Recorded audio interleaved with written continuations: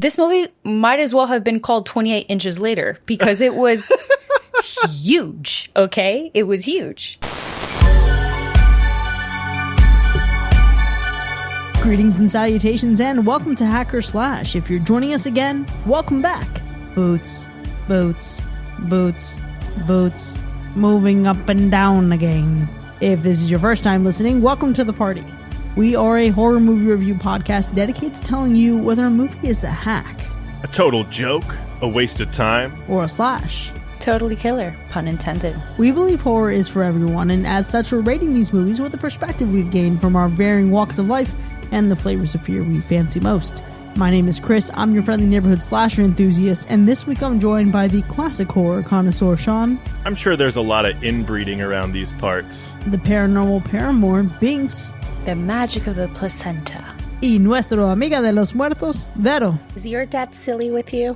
This week we're back in theaters to check out the latest entry in a franchise that follows the continued devastation of the rage virus. And if you support the show, you'll also get to hear our B-side at the end of this episode, where we get into what it would be like to be stuck in 2002 and exactly what makes us rage out of control. Before we get down to business, though, we have some follow-up. Let's follow up on some stuff. We've got some exciting updates from our premium tier patrons. First up, Hacker Slash On Air is officially here.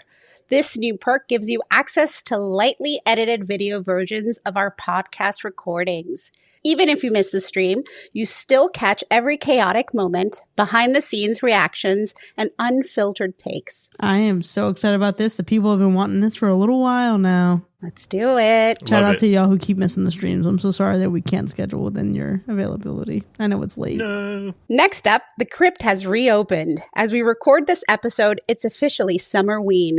So we've brought the crypt back to our third ever podcast, the comparison of the original Halloween to its 2007 remake. Our back catalog will continue to release the crypt every Sunday. Our historian and crypt keeper, Nathan, my best friend, will be back soon for another session exploring how the show and our horror taste have evolved over time. Hell yeah. Awesome. I cannot wait for this. Folks, sorry that it took so long. I know that you all have been clamoring for it. It's very weird to hear those old episodes. It's awesome. Yeah, I don't know. Yeah, meanwhile, we're like, we love it. We love it. It's so generous of you. All right, we got some new patrons. Finally, we want to welcome a few new members to the Patreon family. Jordy, Voodoo Magic Swamp Layer, Gary, Marcos, Heidi, and Alex. Welcome, y'all. Jordy, we love you. Also, shout out to Voodoo Magic Swamp Layer for being part of the family. I just love the energy you're bringing to the function. Honestly, with that name, that's pretty great. Hell yeah. Awesome. Well, welcome to the party, folks. But as for now, in this episode, a few weeks ago, we explored how the rage virus continued to plague nations in 28 weeks later. 18 years after that movie expanded the scope of a rage-fueled outbreak, the creative duo behind the original film, Danny Boyle and Alex Garland, reunited to tell the next chapter. Now, the third film was originally discussed as far back as 2007 and actually spent years in development limbo before being officially announced in 2024 as the beginning of a brand new trilogy. While 28 Days Later was shot on an accessible, lightweight camera that gave it a lo-fi feel, this latest film was shot primarily on iPhones with a mix of specialty cameras like drones. They did this for both light footprints while traveling and to honor the instinct and the spirit of the original film to use ordinary technology in extraordinary ways. And the end result was a blockbuster that made headlines as the largest theatrical release ever captured on a smartphone. The story picks up decades after the initial outbreak, following a group of survivors who have managed to endure on a remote island. But when one member sets out on a mission to the quarantine mainland, they discover that both the infected and the uninfected have evolved in unexpected ways. This week, we're talking about 28 years later. What were you all expecting going into this? We were just talking about this in the B-sides for 28 weeks later. We had so many expectations and theories going into this one. And, you know, I'm expecting that chaotic film style, the rage of it all just spinning out of control and really building those really intense moments. But I also had so many questions going into this one. Will we get any references to previous installments in the franchise? Will we see anything about previous characters, specifically I'm looking for like what happened with Andy. I know there were controversy around Cillian Murphy, but obviously with that emaciated, infected zombie from the previews, but we know that that was pretty much confirmed it's not going to be in the movie, or he's not going to be in the movie, but remains an executive producer, and we hope to see him maybe in a future installment. We can be hopeful. Cough, cough, nudge, nudge, wink, wink. All of the things, for sure. Even the little kiss with the wink afterwards. No, all of it. Absolutely. But listen, I agree. We just talked about this, and I was really hoping to see like an expansion of the world and determining what came of the rest of Europe because of how 28 weeks later ended. You know, so was this going to be set in a different area, or were we going to at least see glimpses of different countries impacted by the virus? I don't know. I wanted something that kind of took us out of the UK just a little bit. I was hoping definitely some Easter eggs, because, of course, at this point, we've waited so long for this movie. I want a little bit of a callback. Nothing too cheesy, but just enough. And yeah, maybe Cillian Murphy would have been a little bit too much of a reach, so that's fine. But any little anecdote would have been so, so great. My biggest expectation and hope and pray was that they were going to develop these characters well enough, because that was my biggest gripe for the previous film. I wasn't expecting a real connection between the movies because I didn't feel it from the first to the second. Like, obviously we know the virus is a thing, but I didn't feel the characters really kind of connecting. So I was prepared for that. I'll say that. But it did leave me with more questions than the first and the second one. It left me more like, why didn't they do this? Could they have done this?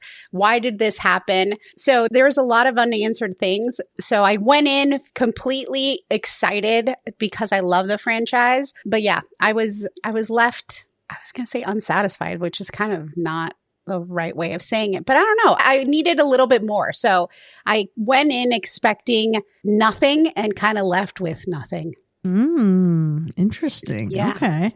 I disliked 28 Days Later, and I enjoyed 28 Weeks Later, which I know is not the common or popular way to look at this franchise. But I did expect this movie to continue the trend and be even more enjoyable. What I did not expect was the scale to which it did that for me. But man, what an emotional roller coaster and a journey that this movie took me on. I think in a word, I would describe this movie as super somber. It just feels very somber. And this movie really stressed me out, but in the best way, because I was completely invested in our characters. That hooked me every moment, right? So I had every high moment of insane anxiety, every gut-wrenching moment of emotional devastation, every comedic beat that felt both like a moment to exhale, but also the movie's way of giving me permission to just laugh a little bit and release some muscles that I subconsciously was tensing.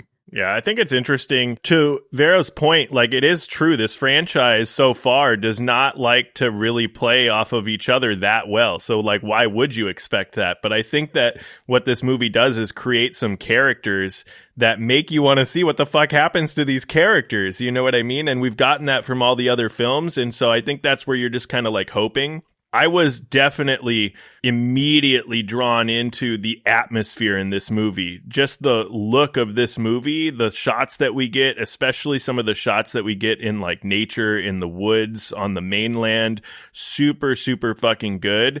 Everything just looked so damn good. I will admit, though, I was kind of struggling to find the same level of feelings that I got in 28 Days and 28 Weeks Later. I think that some moments definitely shined through better than others, but in many ways it didn't feel the same. Like, I didn't feel the same chaos that I felt in previous films. It wasn't the same. There was an emotional punch. It packed that emotional punch in this movie the same way that I kind of felt in 28 Weeks Later, if not even for just a moment that we get in this movie. There's a lot of family trauma, loss, different things like that in this movie, but the chaotic intensity that I get from like the previous installments. I feel like this movie tried to get there, but didn't really do that thing. And I'm not even sure that this movie was trying to do that thing. It felt different watching this one than I was watching previous films, because I think the feelings you get are completely different. Like there's a lot less of the intensity of like chaos and just like everything just going a mile a minute. There's a whole lot more of the feels. Yeah. I mean, if you know me, you know that I like the goofy, funny zombie movies. So I was not expecting to be a sad panda during this movie. And some of the things really got me to where I was like, fuck this. I'm sad. I don't want to be sad in the movie theater. We all know I want to like giggles. But then there was some comedic relief that I was like, that's unnecessary. I don't want that in there. So for me, there was definitely a roller coaster of emotions, to your point, Sean. And I think seeing the first two movies, you repeat those movies often because you get that, like, you wait for the score, you wait for the sounds, and the music is such a key factor in these movies. But I will say this one, you still get that heart pounding kind of feelings where you're like, get it over with. Can they just fucking kill this person? Because the music is stressing me out. There's so much like, you know, when is it going to happen? The buildup is there. So there was a lot of feelings while watching this one. I will say that. Yeah, I think that we can all universally agree that stressed is going to be like the key word or the key takeaway from this film. And that's good because that's kind of what Danny Boyle does with all three of the films, right? Even though he didn't do 28 Weeks Later, like that's what his intention is the way that it's filmed, the way that it's edited. It's to make you feel stressed and unsafe. And this is no different. I watched it in Dolby like a crazy person, and those sounds were in the eardrum. Very unsettling, without a doubt. And to take it back to what you had said, Vero, in terms of like the film itself and you expecting that it was going to be different, it's true that what's great about these movies is that they are standalones. Like a lot of my friends were saying, oh, I want to see this movie, but I hadn't seen 28 Days Later or 28 Weeks Later. I was like, you don't necessarily need to. It's just to kind of build an appreciation for the world. So I appreciate that. And I like that we can watch each one as a standalone, but get a glimpse of what the surroundings are. But I gotta be real, and it's time for the hot take, because I already knew that I might be the one that's gonna be like very different opinionated about this film. And I feel like for a while there on the internet, I was being gaslit into thinking that I'm crazy. You guys are saying a lot about in terms of intense emotions, and the only one that I really felt was stressed, yes, but a majority of the time, from like the first maybe 15 minutes, give or take, I was like, oh, I'm not, aside from that feeling, sure, I'm not really impressed. And I almost feel disillusioned because I was really looking forward to Boyle and Garland, like getting back into the game. You know, they're at the helm, like, let's go. I've waited so long for this movie. And I felt extremely, honestly, like disappointed. And the biggest reason why is because it felt really ridiculous, absurdist, and overall felt like they were just throwing in all kinds of tropes and facets to this world all in one movie that have no real like canonization to it. Like it felt out of place. It felt out of nowhere. You've had two movies where you've kind of dug a little bit deeper into this world. And right from the start, it almost felt like they were backtracking and erasing 28 Weeks Later. Like this is I don't know. Don't people feel this way about Star Wars and like The Last Jedi? And I don't know, Chris, I turn to you. I'm looking at you because maybe you might speak to that a little bit. But people feel a lot of things about Star Wars, but I've always been the Star Wars fans who just fucking like Star Wars. And I don't get too angry about the twists and turns because they're the storytellers, and who am I to fucking, you know, I'm just along for the ride. I can be disappointed and not like burn the house down. Absolutely. But you know the kinds of fans that I'm talking about though. You know what I mean? Like how they started to say that they were just like erasing part of the lore, the canon, when they're like going back and forth in terms of The Last Jedi, Rise, whatever. This isn't a Star Wars review, member, but I'm just trying to give a comparison a little bit, right? And so I just felt like in terms of a disappointment, it was really that I felt like we were getting an opportunity to elaborate and continue just a smidge on 28 Weeks Later to build the world. Again, I like that it's a standalone, but to build the world just a little bit off of what 28 Weeks Later set up.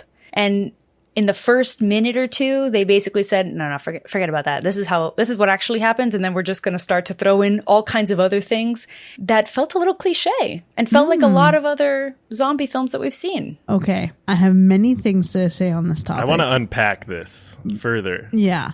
I knew that this would happen. I don't necessarily think I disagree on everything. I do think there were moments of emotion in this movie. I don't think it was jam-packed like the entire way through. I think there's dynamic relationships between the father and the son and the mother and the son that I think hit harder.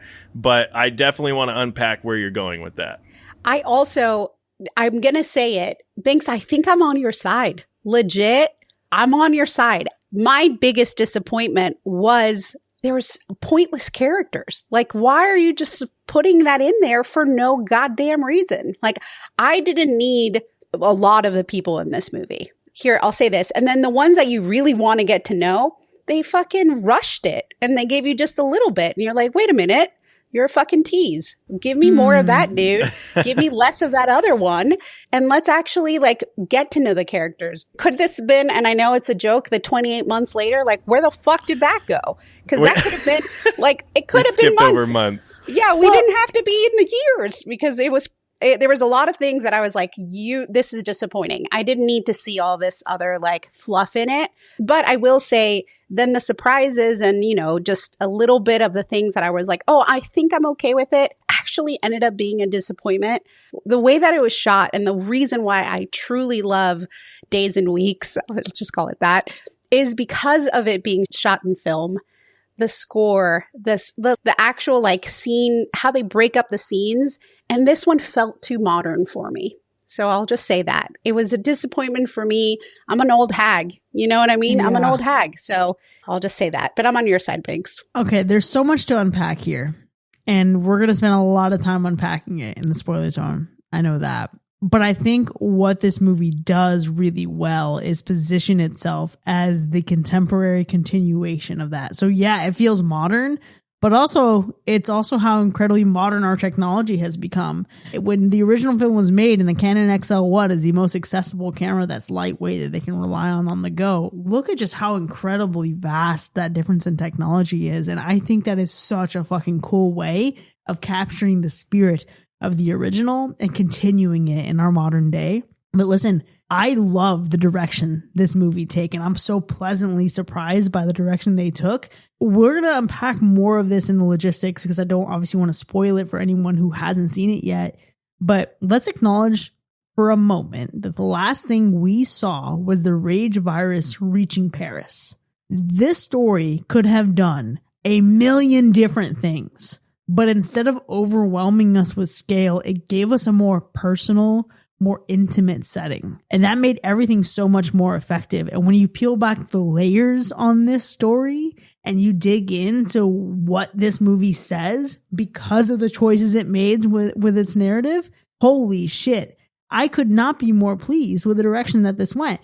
And I'll also say, I'm not surprised how vicious the movie is, for sure. But I'm pleasantly surprised it did one specific thing that gave me a feeling similar to something I felt in Terrifier 3. Interesting. That is interesting for sure. I think something we have to keep in mind here is that a lot of maybe what we're feeling with the characters and things like that and the story as a whole is that this is a trilogy. It's a confirmed trilogy. It's the first of a trilogy. The second one's already filmed. It comes out potentially in 6 months. You know what I mean? So like there's more to the story, which wasn't necessarily the case in previous films. So we also have to understand that aspect while we're thinking about like how this all played out. There's a lot of surprising elements to this film. Like there's, without giving anything away until we get to the spoiler zone, there's some new elements to the infected and what's happening to them, right? I think that was something that was a little bit surprising and interesting that I wasn't really thinking about going into the movie. I was thinking about like, okay, how are these people living 28 years later? I wasn't even thinking about what the infected were doing, to be honest with you. I think the biggest surprise of them all, no pun intended, is some of the fucking long flying schlong that we get in this movie. I'm just going to go out there and fucking say it right here, right now. Because that was wild. Yeah, Listen. It was a lot. Was it? And she's smiling about it. No. When I left that theater, all of my friends looked at me and they said, are you going to say it? And I was like, no, I'm not. I'm going to wait for someone else to bring it up first because I will not live up to that stereotype. But I will support it with follow-up commentary. Now that we're here, let's talk about what's scary about this film. It's not the quick shots and the overall editing film style. Yes, we've talked about it. It'll stress you out. It'll make you anxious. Same as the other films. The sound design. Absolutely. I jumped out of my seat. There's like the smallest of things will scare the shit out of you, for sure. But nudity? The amount of nudity in this film, but particularly the overwhelmingly large amount of genitalia, or the large genitalia, is a little distracting in a bad way. Can't believe I'm going to say it. It's a lot. It felt like I was watching Attack on Titan. If you know that anime, it's like Attack on Titan, but huge schlongs. Absolutely. Yeah, it didn't do it for me. It was very scary, actually. I didn't think I would be scared, but I was terrified. Can I just say that I turned to my husband, my sweet, sweet husband, and I said, I think I like alphas more than lichens. Oh my God. It might as well have been a lichen. This movie might as well have been called 28 Inches Later because it was huge. Okay? It was huge. Great. It was perfect. Great. Cornhub.com, folks. Not everybody had a large slong. There was big lady hoo-ha's. That's true. It was big. It was big in every aspect. It was great. Whatever your flavor is, you would have enjoyed it. I didn't enjoy any of it, but that's cool. I will say, though, I think if you're thinking of this being a fright, apart from that, I would say that was a delight, Binks. I would not say that was a fright. Was it a frightful delight? It was a frightful delight. But there's not that many jump scares. And I want to say the thing, I guess it wasn't scary for me. I'm demented, so you can't take my word for it. But I was cheesing on some of those gore scenes. I was smiling because they were so perfect. But if you are not somebody that enjoys gore and slush and all brains and everything that comes with an amazing zombie movie, this might be a little scary for you. For me, though, I was smiling like a psychopath that I am. Oh, man. Okay. Okay, Sean, I can't wait to hear your take on this because this is going in a direction that is, it's two ends of the spectrum here. Two ends of the spectrum. One's I loved it. I think somebody was mentioning the music and the score adding to like the stress of this movie and while you're watching it, right? And I think the score really did help to add the tension in a lot of the moments. And, I think even silence in the movie, both the score working in tandem with like moments of silence and things like that all helped to build, I guess, some kind of fear in the movie. Overall, I didn't feel the same, like I said, the same level of chaos that I did from the first two films. So like that intensity wasn't there for me. But I think that the music definitely added, like there were just moments where I felt like shit was going to hit the fan because the music was just getting overwhelmingly like, wah, you know what I mean? Like I was just like here for it.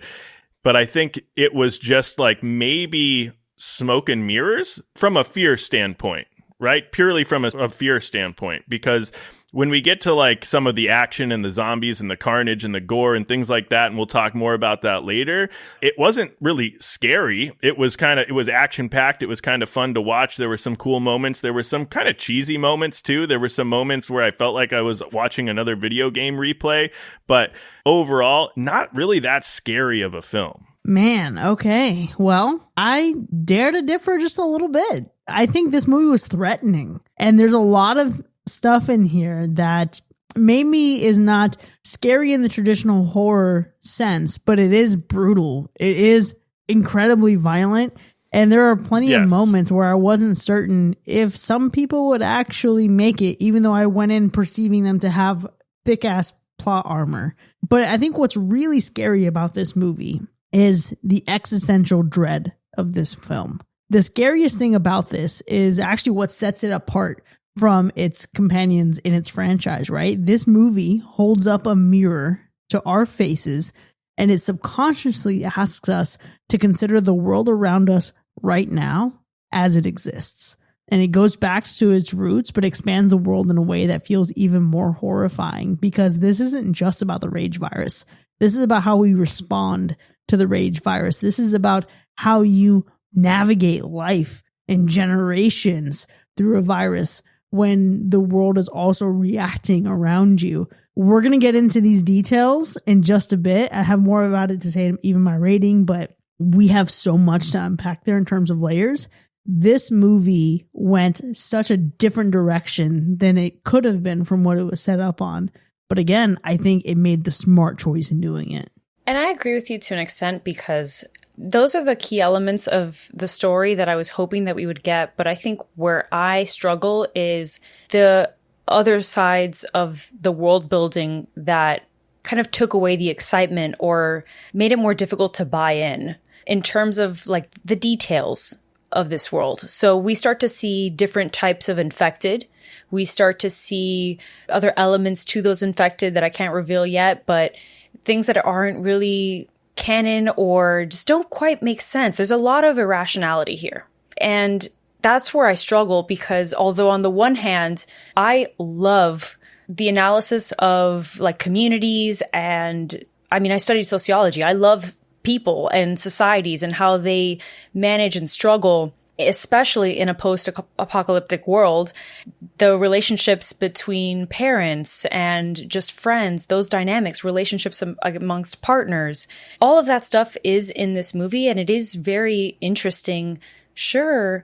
But I just couldn't get over a lot of the ridiculousness that happens in this film, and some moments that felt like, I think you said it, Vero, like some comedic moments that had the theater laughing in a weird way. Like, we shouldn't really be laughing at this, but we can't help it, because again, we've already said it, like a huge schlong is whipping around the screen. Like, it's a little hard to not chuckle a little bit. It's distracting. All right. So it's those things that, like, it's hard for me to just sink in and let myself feel those emotions. And I struggle with that being said, saying that this film is original, because to me, it's almost like the first two films created a different subgenre when it comes to quote unquote zombies. It's almost like we've shared before, it's not even really a zombie film, or is it, right? The whole shtick is it's a rage virus. So everyone has always kind of debated, is this really a zombie film or is it not? Like it kind of looks at that genre in a different way. But by adding the elements that they did in this world with this movie, it just becomes another version of The Last of Us to me. I mean, you can play devil's advocate and say that a lot of like what they chose to try to incorporate from storytelling could also just be Walking Dead. You know what I mean? Because, also, like, absolutely. Then that's what I think I was making a point, like even a couple episodes back on some tangent about at some point when you do post-apocalyptic movies and you have to depict a world, you know, removed from the outbreak, like it's all going to kind of start to feel monotonous. You have to look out for crazy ass fucking people that have to deal with this, and they're living out in the wild, right? You got to deal with people trying to take control. You got, you know, your little faction over here. You got different forms of zombies or what have you. And that's just playing devil's advocate. But I do feel like this movie also had to take whatever it had from previous installments in this world that was already built. We're now 28 years removed, right? We're skipping over, like you said, months, right? So we're 28 years removed, which is a pretty long time. We went from 28 days to 28 weeks, right? We're still within like a year or two in the second installment. Now we're 28 years, right? So what does that look like? Needing to create what this world looks like, knowing that there would be people now that have grown up in this world, never knowing a world before this, right? You have to have that kind of storytelling. And I think that they definitely tried to incorporate a lot of different ideas that may, again, not be completely flushed out because the story's not done yet. The story's not done yet. So I do give this movie credit for like how it approached 28 years later, because I think they did have to try to come up with something in there. Whether we agree with everything or not is another story. I would say if I have to look at this in a bundle, I have to look at it as the franchise to say that it's original for what it is.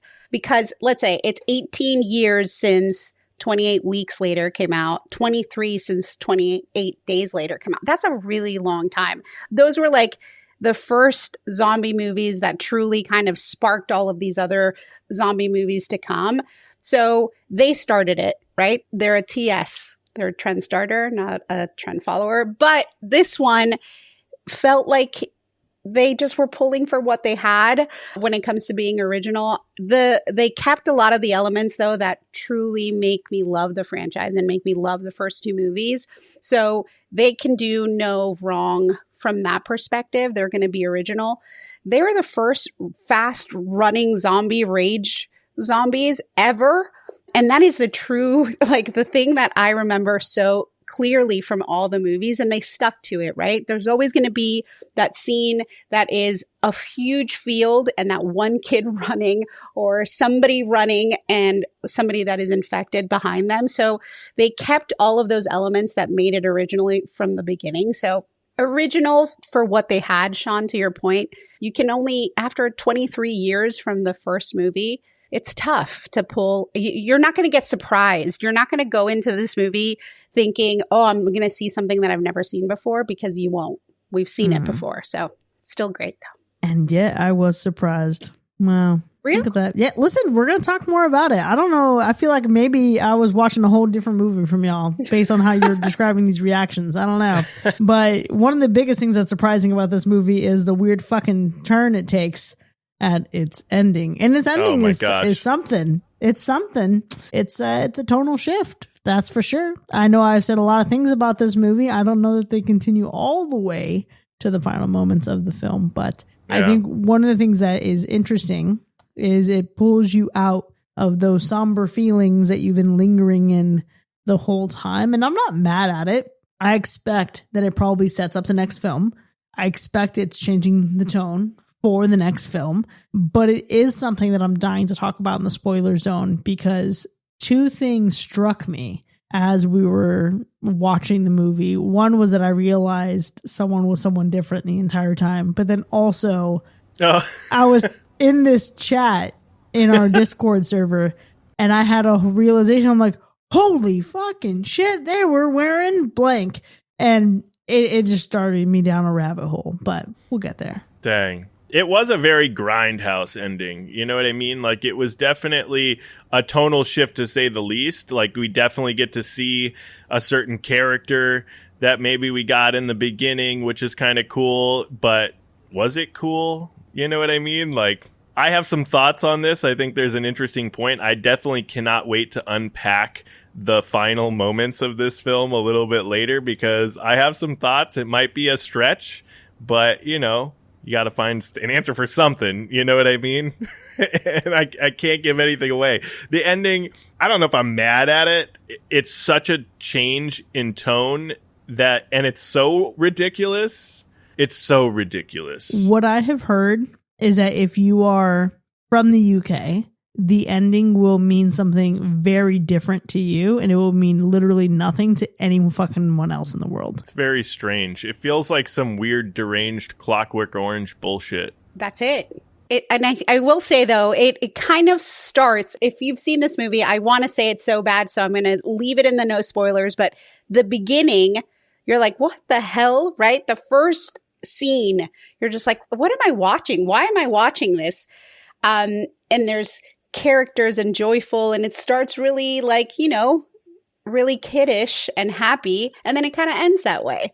So it, like, starts with like, this is what brings me joy, if you think about it, and then at the end, that's what brought me joy. I loved the scene that really truly ends it. I did not know it was going to be a trilogy till Nathan, so it makes way more sense. I think I left being like, what the fuck just happened? Why was that so rushed? But now it all makes sense. So I kind of love it.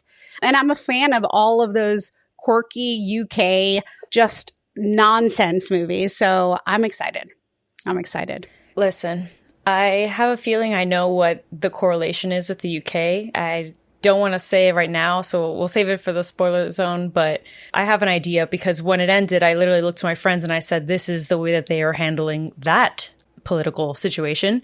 So there's that, but how do I even express what I felt during that ending? I full on laughed, because it was the most absurd thing in the whole movie, and that was already topping a lot, right? I had the biggest head scratch, like, what in the whole hell? And quite frankly, it was the most obvious way to say we're no longer going to be standalone films. We're going to create our own little 28 days like trilogy segmented away from the others. So fine, I suppose. But a couple things, they bring in an actor that is having quite the fucking year that I didn't realize was in it. So that was a big shock on my part. But then I also was like, wow, this is like a Twilight cameo. So that, more to say on that later, but it was a very mixed bag of feelings in just a short amount of time.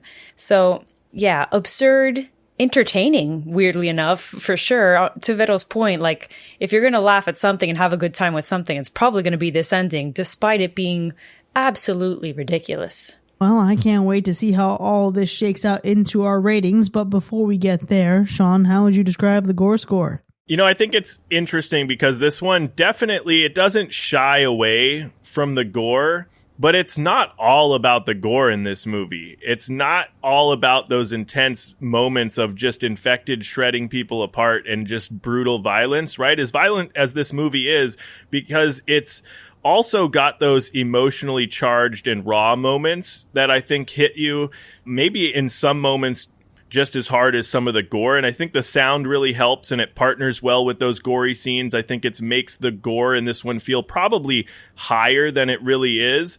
And then there's those moments where, like, they're kind of cool, like the shots that you get in some of these infected kills and things like that. But then the way they're cut and edited, it almost feels like I'm watching like a video game, like, scene play out or something like that. So it takes you out of the gore a little bit. So you're like kind of like going in and out of like how intense this gore really is. But there's a lot of things that's really adding to the feel of this movie. And then again, you got some really graphic shots of people actually being eaten alive by infected and people getting eaten alive by animals and shit. So like the violence is raw and graphic, and with that emotional weight that this movie kind of brings in some moments, I think backed by the sound and the score, it feels like a high gore score when you put it all together. And what about the animal report?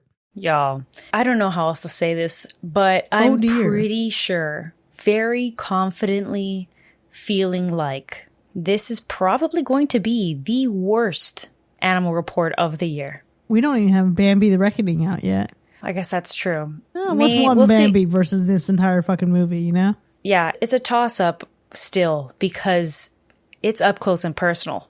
The kind of carnage that you witness to an animal in particular, but a few, but like this animal in particular. Not a good time. Not at all. Well, let's go ahead and get into our ratings then. 28 years later from 2025, now showing in theaters. Was it a hack or a slash? How about I go first?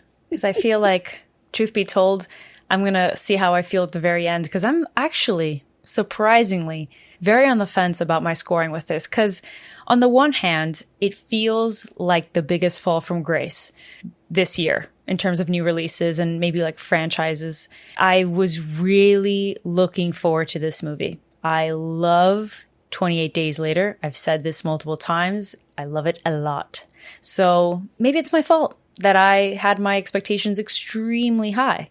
And like I said at the beginning of the episode, when I left that theater, I thought, I must be fucking crazy. I must be infected with the rage virus because everyone is loving this movie. And Chris, you said it yourself. I felt like I was the one that watched a different movie and everybody else was having a good time. And from the start of the film, I felt a little disappointed. Whereas my other friends, like, sure, as the film went on, like, all right, they were starting to buy into something's weird here, something's quirky, but they were having a good time with it. However, there was still enough of the film that was entertaining and effective. The stress, the tension, the sound effects. I think overall, on a technical level, the film does hit its marks and it tracks with the other two films and how it's edited. Like, it still feels on a technical level like it belongs in this franchise. I can tell it's a Danny Boyle film, etc., right? But on the other hand, I felt like I waited too damn long for this movie to get all kinds of ridiculous tropes from the zombie genre thrown at the wall that it didn't need. I felt like the rage virus was enough. And we could have still gotten a lot of the community and the relationships and those kinds of dynamics with that existing world. We didn't need all these other weird fluff pieces on the side to expand that. But all that being said, At the end of the day, I would still recommend this to people to watch. Just really don't watch the other two, if that's the case. Like, I would really recommend maybe just watching this movie. It probably should have been titled something else entirely, quite frankly. Maybe like not even 28 inches later, like I joked about. Maybe just something else altogether. A full-on like spin-off. That would be great. But although I wouldn't necessarily like rewatch this movie, I would recommend it to others. So I'm going to, on a whim, reluctantly slash it. But goddamn, it barely makes the crossing line. And if you catch me at the end of the year with each passing day, I may get a little frustrated and annoyed. But who knows? We might get 6 months from now, 28 days and weeks or months or years. Who the fuck knows anymore? Who knows what it's going to be called? But maybe I'll change my mind then. I'm sorry. There's just no way that you should feel about this movie what I felt about Fear Street Prom Queen. We're living in a weird time. 2 different leagues of quality. I feel like I should go next. And the only reason why is because I'm on Binks' side again. And this is fucking crazy coming from me, y'all. I literally would live with the dead. I want to be more with the dead than I want to be with the ones alive, truthfully.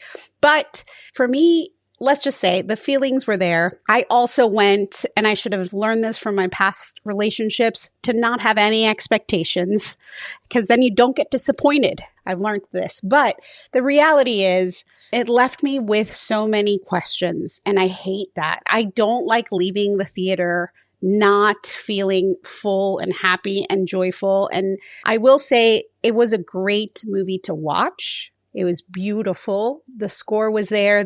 I love the gore, and there was gore, and it was amazing to see. And some of those shots, I was like, oh shit, that was kind of cool. But then it was like on an iPhone. I'm like, no, dude, I want a 35 millimeter film. I want it to be like, I want to feel like I need to redo my eye prescription because this looks so shitty. Like, I legit needed those from this movie.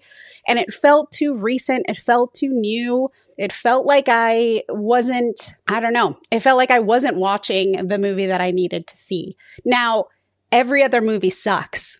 In this not every other movie, but most of the movies coming out, I don't even want to go to the theater. I wait until it's streaming for free because I don't want to waste my time or money. But I did with this one because I truthfully would rewatch this almost every year. I rewatch the first and the second almost every year. Now, will I watch it again? I have to, right? And there's going to be, now that we have more coming out, I'm going to do what I do all the time and watch this one before I go see the other one. And it's something that I'll do and I'll keep rewatching. But for me, it's a low slash. It's a really low slash, not a paper cut, like an actual slash, but it's a low vibration. It's not something that'll kill you. It's just going to make you weak. A low hum. It's giving paper cut by cardboard box. Yeah. It stings. Like I just did to my finger earlier. Like it's there, it breaks the skin, it's deeper than it probably should be, and you're still a little punk for getting cut by it. Yeah, I got you. Yeah. I mean, I would watch it. I'm not going to put it on for a background movie. Like I'll sit down and watch it. You know what I mean? I'll actually watch the whole thing if it's on TV. But will I own it? Will it be one of my staples? I don't think so. But it's still a slash. I'm honestly shocked that both of you gave it a low slash. Honestly. This is what's going to keep me up at night because I had a strong feeling that if I did this is going to go in a direction that is going to give me sweats. Like I can't. It's okay. I got you though, Binks. We're both low slashers in this point. You could have just hacked it, Binks, if you're so unhappy with it. No, I know. But I can't lie either. You know what I mean? Like it's a whole thing. I'm having, like that in the B-sides, again, shameless plug, folks. Go, upgrade your prescription, your subscription for this episode specifically, because in the B-sides, we talked about how like maybe I'm internalizing some rage. And this is a perfect example of that. You're not wrong, right? Your feelings, because if you look on the internet, like this movie, it isn't everyone saying this movie is great. There's actually a lot of people saying that they dislike this movie. So there is actually kind of like this I don't know. I don't want to say 50-50, but there's a lot of people that have some passionate feelings about what this movie did wrong in their eyes. And then there's a lot of people that really loved this movie. And then there's some people that are kind of in the middle.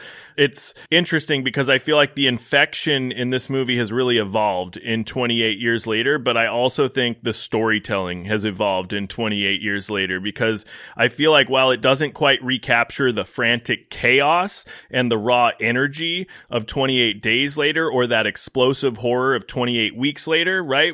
Especially with that opening scene. That opening scene in 28 weeks later is amazing.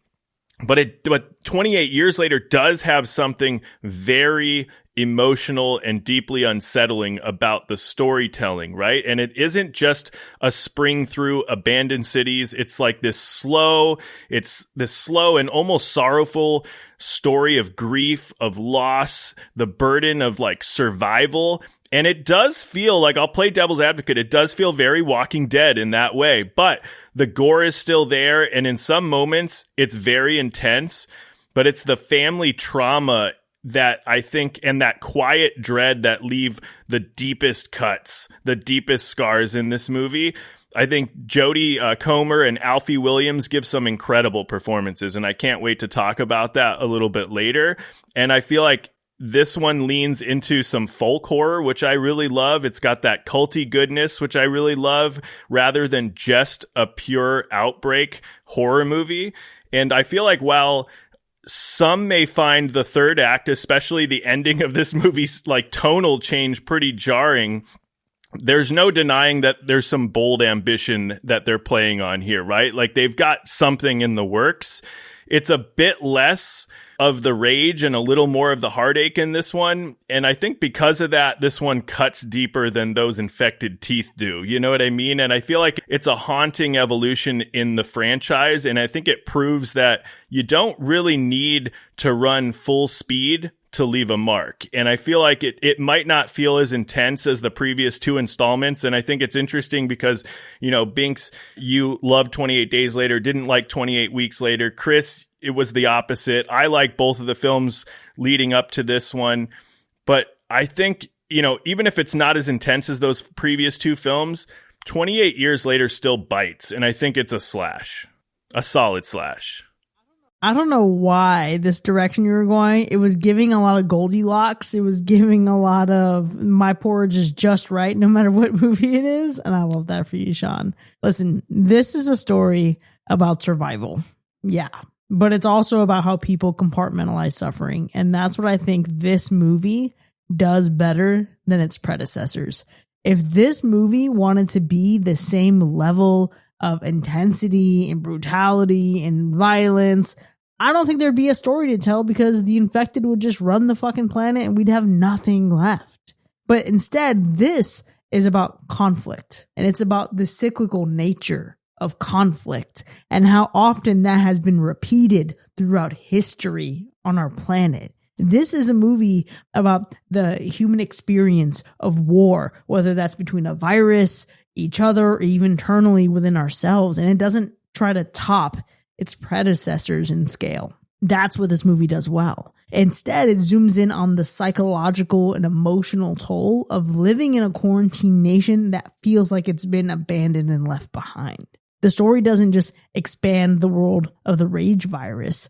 Instead, it deepens it. It reflects on societal coping mechanisms and honestly took a lot of inspiration and influence of Brexit. There's a sense that this movie is asking us what it means to move on and whether that's always the right thing to do. I liked this movie a lot when I walked out of the theater. I went to see it with Allie and her son. We all had a good time and I enjoyed it. But the more I've chewed on it, the more I've processed it, the more I've had Boots just playing over and over and over in my brain, the more I've come to actually love it. And it may actually be enough for me to see the original film in a new light. And I didn't think that was possible.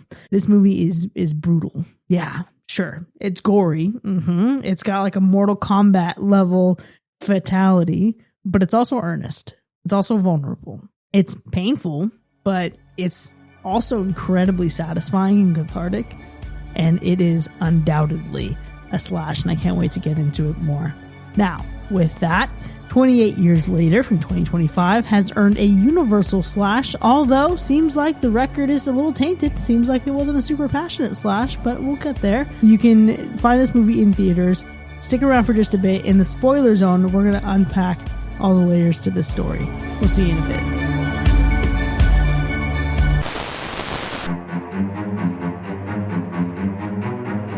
Are your post-apocalyptic travel plans ruined by the threat of a sudden, blood-spewing rage? Tired of friends turning into feral maniacs just because someone forgot their hazmat etiquette? Introducing Rage Away, the iodine salvation. It's the only iodine-based topical ointment clinically untested, but spiritually endorsed by survivors of the outbreak. Just lather this shit on and you'll be 28 steps ahead of the infection. Bitten? Rage Away. Blood vomited on? Rage Away. Used a public toilet in Manchester? Double dose that Rage Away. With our patented iodine-based formula, Rage Away creates a dermal barrier tougher than a military quarantine. It's the ointment the infected rage about. Literally. So don't wait 28 days, or even 28 weeks. Act now before your Uncle Steve turns into a blood-eyed berserker and ruins family dinner. Again. Rage Away, because some infections need more than just hope. They need ointment. Warning. Side effects may include vomiting, diarrhea, headaches, nausea, in some cases the urge to run into a horde of infected screaming like a wild banshee.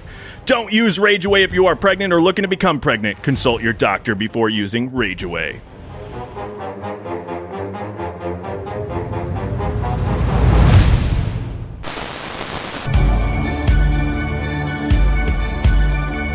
Welcome back, folks. You are now entering the spoiler zone for 28 years later, which has earned a universal slash. Now we have a lot to unpack here, but before we get into the specifics of our ratings, let's go through those kills. Man, this was a hard one to keep track of while watching in a movie theater. Let me just put that out there, because there are moments where there are multiple infected, either killing or being killed, and it's very easy to lose an accurate count. So I have a fairly accurate death toll of 40 in this movie, give or take. And I know there are some really important deaths in this movie that I know we're going to talk about, but the problem is that a lot of these kills happen really quickly and in the same exact way. But listen, let's get into them. Which one of these kills released your inner alpha? I just want to share, and I'm actually going to hold back on my favorite kill for just a second, but I want to share that I went into this movie and this theater was fucking packed, and I felt so self-conscious being on my phone to take notes. I don't even really look out and look down at my phone, and I'm never really not paying attention, but I was so concerned about the guy next to me being distracted that I looked at Allie and I was like, all right, I'm not taking notes this time. I'm just not going to do it. I'm just going to vibe with the movie. I'm going to capture my feelings after. I'm going to talk about it. And then I'll see it a second time because I'm sure it'll be great. When I tell you that opening scene happened and I immediately pulled out my phone to say, fuck them kids starting real strong. Yep. Damn, what a fucking way to go. No, I mean, that definitely was the sentiment, especially the fact that they were watching the Teletubbies. That also might have been one of the scariest things on that film, for sure. Dude, one of the realest moments of the film right there. Absolutely. I felt very seen with that. There's a lot of kills. Wow, 40. Yeah, I guess that makes sense. It's hard to decide on one. I gotta go with potentially the guy with the bag, the bag head. I felt like that kill was extremely effective in terms of building up that tension and that anxiety. Waiting for him to see if he's gonna rage out of control, No, You're for just sure. Never know what's gonna happen. Is he dead? Is he not? Yeah, that kind of sentiment was oh boy, just do it already. And then the other tie with that is that alpha racing behind them in that water. I was like, bitch, if you don't move, kid, if you don't get the fuck up right now. That was a lot. That alpha ran through water like it was nothing. He was walking on water. Absolutely. It was And he wild. kind of looked like Jesus too. It was nice. So interesting. Why do all the alphas have long hair? I mean, Whatever. We're going to get into it later. I'm they're just saying. running wild, man. Feral. No, but those are a tie for kills that really made me extremely anxious. I think it made the whole theater fucking anxious. Oh, okay, I'm sorry. We didn't have the same favorite kill. I know. Whoa, Sick. wait, you're right. You said at those us. kills and I'm like, oh. those were fine, I guess. How the fuck did you not pick Eric? Dude. Yeah. Not I suppose. The ambivalence of the fucking spine coming out? Here's the thing. The thing with the spinal cord and all that was that we saw so much of that already that I was desensitized. I was like, all right, Mortal Kombat final the first kill. head ripoff, you know. We'd seen so many of the head ripoffs. Still but it was good. great. He just got nabbed. And it came right in the moment of the, holy fuck, they're going to kill a baby. I also thought Eric was going to stick around a tad longer. You know what I mean? Yeah. Yeah, I thought so too. Especially with the funny commentary and the banter about the girlfriend. That was savage. Oh my God. That was savage. So good. I loved Eric's kill specifically because I really thought he was going to stick around a lot longer. I didn't think he'd make it to the end of the movie, but I thought he'd last longer than he did. So it was a shock to see him go so soon. And then for him to have gotten in that brutal way, I just absolutely loved it because he did not get to fulfill the idea of becoming an alpha. Everything that you just said could be taken out of context so severely, and I love that. That whole moment was just an after dark situation, and I was just me here laughing on mute, like no big deal. Don't mind me. My favorite part definitely was when the slow lows? Are those the names of the the slow lows, the like bloated like baby zombie things? Is it slow low? Yeah. Also, shout out to that man just trying to live his life and eat worms. Like, he's probably a vegetarian. A vegetarian zombie is ridiculous. He was suckling on those shoelaces, okay? Yeah. No, it's a lot. They eating a lot of fucking worms, man. Or either that or the worms ain't sitting right because you're bloated as hell. So we got to figure something out here because your diet, it's not working for you, my friend. Not the post-apocalyptic world still having IBS. Like, it's just, it's tough out here. It's real. You can't win out here. But to your point, in terms of like the epitome of rage, like mom rage, I will say that the film does a really good job of the dichotomy between like human day-to-day rage that we feel, right? And then the actual rage virus. Because even, this isn't a kill, but just a quick moment that made me think of it. It was like the dad, when he gets really pissed and he just like punches the wall. I was like, there we go, like human rage. I hope we see a little bit more of that. But yeah, unfortunately, that little new bloater zombie, whatever the fuck he wants to call those. I don't even know what to call them. Did they have a name? I don't even remember. He got. Yeah. Is this moral of the story? I mean, it doesn't look like these things are really getting much of anybody. They're too slow. You know what I mean? You can see them coming from like a mile away for most of the time. Like, even if they do creep up on you, by the time they get to you, like, come on. And they're not even that fast, I feel like. Like, even once they get to you, what are they going to do? Like, I don't know. But, I mean, these are all great kills. I also think, you know, even though we don't get to actually see it happen, like one of the most impactful kills is obviously the mom, right? Because it's like that whole mercy kill of the doctor, like going out there to like help her out. But on the other end of that kill, the questions I have is like, if you already kind of knew that you might have cancer, why are we trekking it across the entire fucking landscape only to just off yourself? You know what I mean? And leave your kid out there. That's the only thing, like, and maybe she wasn't able to be in consciousness like the right way the whole time. And maybe that's it. She's like snapping in and out of like being able to think clearly.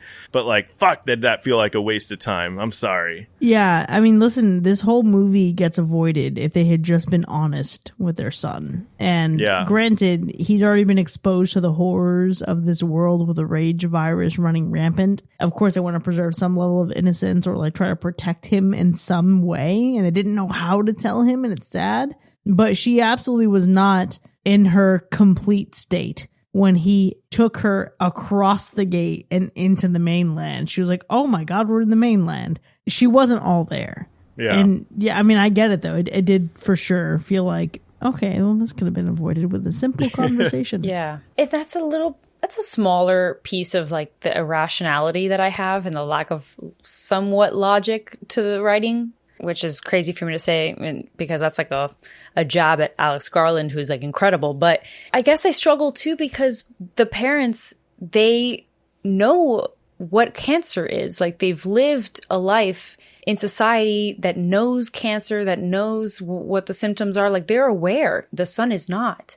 And when you have the father basically telling his son that he has to watch all of the kills, he has to not only kill infected, but he has to watch the struggle of, at the time, that Baghead kill that I had mentioned, right? Like, it was kind of a toss-up in terms of whether that person was a regular human that was tortured and used as bait, or if that was an infected person, etc. So you're exposing your kid to death, but you have a problem telling him that his mother is dying? I feel like that's the part that, sure, nuances, struggle, vulnerability. I got it. I get it, but seems a little off. And, you know, we talked a lot about, obviously, like the mom's kill and how sad that was, and rationality here or there about the cancer, sure. But let's give it up for the production team, okay? Because a lot of this film did it for me, but specifically the area where the doctor lives, like his bone structures, like those columns with the bones, the skull Christmas tree. Are you kidding me, bro? It's the bone throne.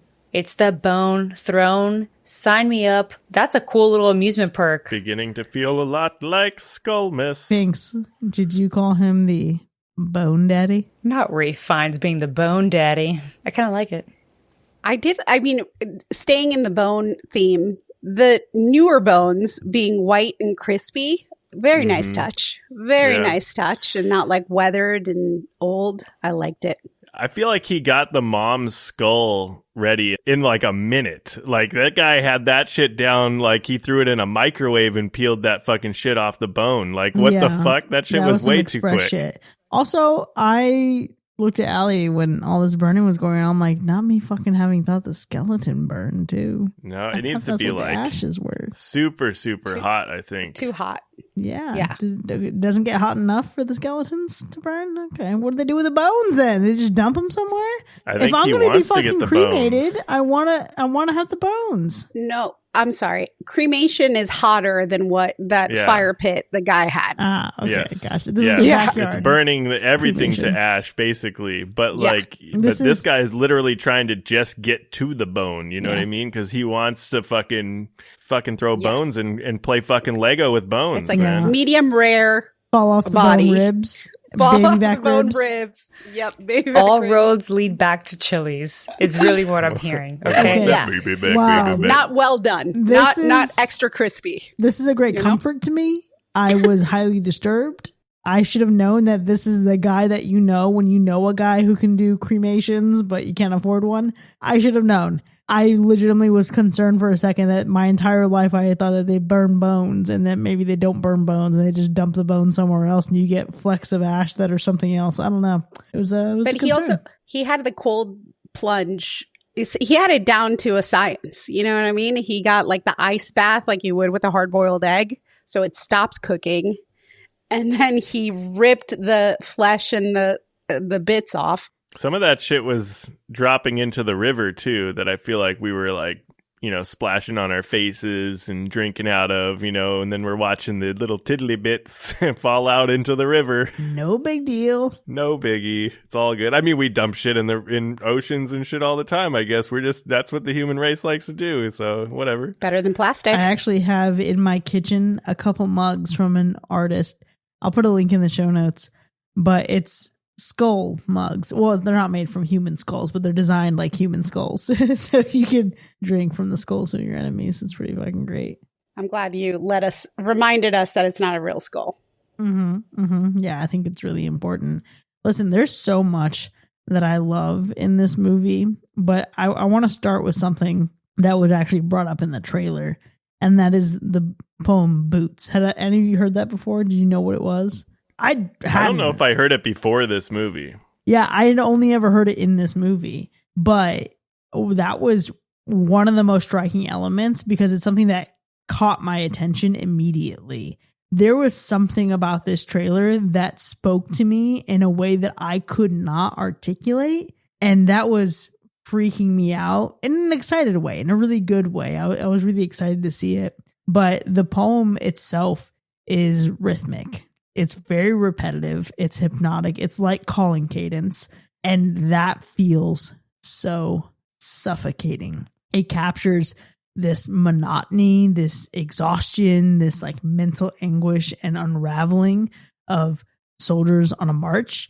And that poem hit me harder than I expected. Hearing that instantly sent me back to my own service, and I felt that repetition and that fight against complacency and just like zoning on this monotony in my bones. The way every day feels the same, the way that like your mind starts to slip under the weight of routine, with the balance of duty, with the balance of survival, with a balance of like trying to do anything for your sanity. There is this rhythm to war that doesn't let up. And look, sometimes it's marching. Thankfully, I was in the Navy. I didn't do a ton of the marching, but sometimes it's watch rotations. Sometimes it's other aspects of your duties. Sometimes it's prepping on the flight deck. Sometimes it's damage control. But sometimes it's just holding your breath and waiting for the next thing to go wrong. And that's why this movie just put me in like the perfect headspace to receive everything that it was giving me. Because when Boots plays in the film, it doesn't just set the tone, it communicates a kind of psychological wear. And that is the narrative. That's the through line for this franchise. It's the kind of wear that comes from existing in a world where horror is normal, where fear is managed not through panic, but through numbness, because this is how we've arrived. This is 28 years later into this. This is what this movie gets right, because it's not just about infection, right? It's about what it means to survive so long after the headlines fade. And it's not something that just amplifies the mood of the movie, but it's mirroring something that I've lived, and it's something that we are all living right now because we are all numb to the real events that are happening in the world around us. So this shit is just fucking great. Yeah. I mean, you're right. I heard you talking, and the first thing I think of is like the alarm of Purge. You know what I mean? Like that sound, everybody's like, oh shit, take cover. And I think that definitely, I can see how you connect to that, because it's something that triggers like that mental, like, you know, hypnotic kind of thought. For me, looking at what this film did, like the cutscenes were so great. You could never get comfortable. I feel like there was moments where you're looking at the past and coming back to the present, and then thinking of what could be happening. The cutscenes with the infrared, like Blair Witch. I wanted more. Dude, that's so Raven, like foreshadowing. Ooh, I loved it. I think there were so many neat elements in this movie that were all like how it was shot to fuck with your mind. And I think that it either was obviously the wardrobe, everything was what you expect, being 28 years into like just straight doom. But yeah, there was a lot of moments where I was like, oh, that would be real, right? We would have a CD tower if we were stuck in that year where it's the doom. We're just living in that doom. So this movie, I mean, the production of this movie was the reason why you really wanted to see these movies. And you're like, okay, this is, no matter how you feel and how you felt of the other ones, the reason why this was good was because of the way that it was shot. And then the Kinder Forest, like you just feel it. Like you feel like you were there. The scenes were beautiful. You felt cold, you felt wet, you felt like the fire, you felt everything that just from the way that it was filmed, which was awesome to see. Yeah, you touched on like the shots of like the landscaping, and I think that's some of the atmosphere that kind of really drew me into this movie, because we get some really stunning shots of like when we're in the woods, even the shots of the ocean and things like that. But there's like moments that really stand out, and like for some reason they're like painted in my mind. Like there was a one shot where we got like the camera angle like looking up from underneath the ferns, and there's like blood from underneath the ferns, right, from like blood splatter. And it's just like that intentional detail that just looked so good, and the colors looked so good, the lighting was so good. So I really appreciated just the way that they captured even just some of the still shots in this movie. There is so much of this that just looks so damn good, and I have a lot to say about that in my favorite scene, but I just really want to again go one more time on this script, because what layers, and they are purposeful layers. And this is where I'm curious about Binks, you said there are some things in here that it adds and it's not canon, but I'm like, bro, this is the person who made the canon who is now here adding this to the story. So I'm curious about where that comes in for you. But there is a way that this story weaves in emotional weight, grief, tension, and societal commentary. Like you're talking about these cutscenes. These are all cutscenes from films. And when you think about just the historical footage that we tend to see, this is the cyclical nature of war. This is the human experience. This is us numbing ourselves to this. But Binks, what were the canon events that you said were non-canon? Oh, I can certainly rattle it off. So now that we're in the spoiler zone, I feel a little freer to speak my mind. The specific Star Wars analogy that I want to give is J.J. Abrams doing the first and third of that trilogy and Rian Johnson doing The Last Jedi. That's kind of what happened with 28 days, weeks, months, or years. God damn it. They really should have done months. Anyways, because, yeah, Alex Garland wrote 28 Days Later, had a hand in 28 Weeks Later, but didn't write the whole damn thing.